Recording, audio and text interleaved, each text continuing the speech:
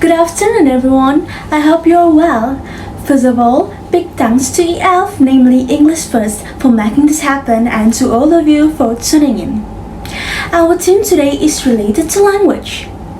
I'm Devina Eliria. I'm from Senior High School 77 Jakarta. I will be presenting to you 4 points to know what language really is. So, before that, let me ask you something. Have you ever been in a situation where you could not understand the language around you? Maybe while traveling, meeting someone from another country, or even just trying to follow a foreign movie without subtitles. It can feel confusing, even frustrating. But then, maybe you catch a familiar word or someone makes an effort to understand you, and suddenly, there's a connection. That's the power of language. It's more than just words. It's how we connect, how we share our stories, and how we bridge cultures.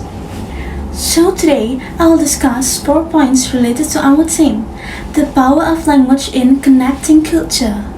The first point is, language is more than just talking. Each language has its own personality.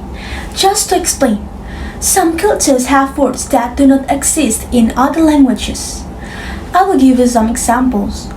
Japanese has komorebi, which is the way sunlight filters through the leaves of trees. German uses fernweh to describe the deep feeling of longing for a place I've never been.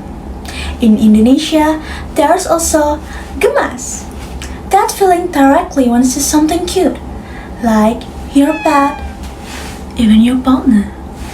Thus, words do not only describe things, they also need to show you how different cultures see the world with those things.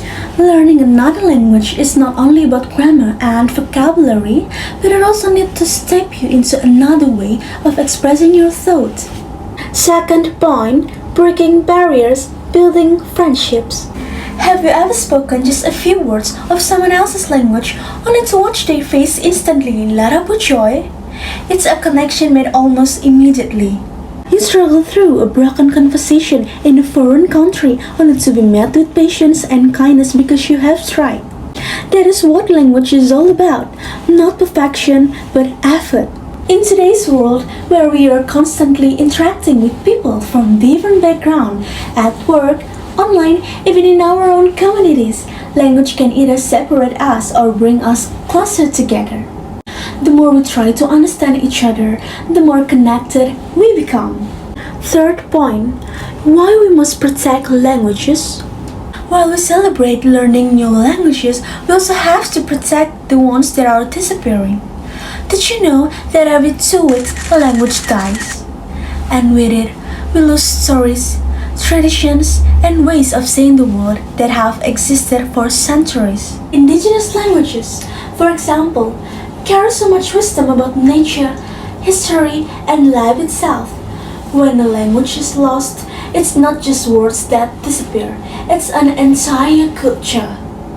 That's why it's so important to keep them alive, whether by learning them, documenting them, or simply respecting their importance. The last but not least, language is our greatest connection. So, at the end of the day, language makes us human. It's how we share our thoughts, express our feelings, and connect with each other.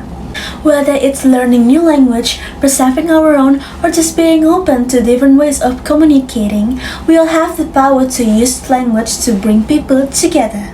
Because no matter where we come from, what language we speak, or how different we seem, we all want the same thing, to be understood. So, that's all from me. I hope what I convey from today's theme increases our awareness of the importance of language to connect us all. Thank you and see you again.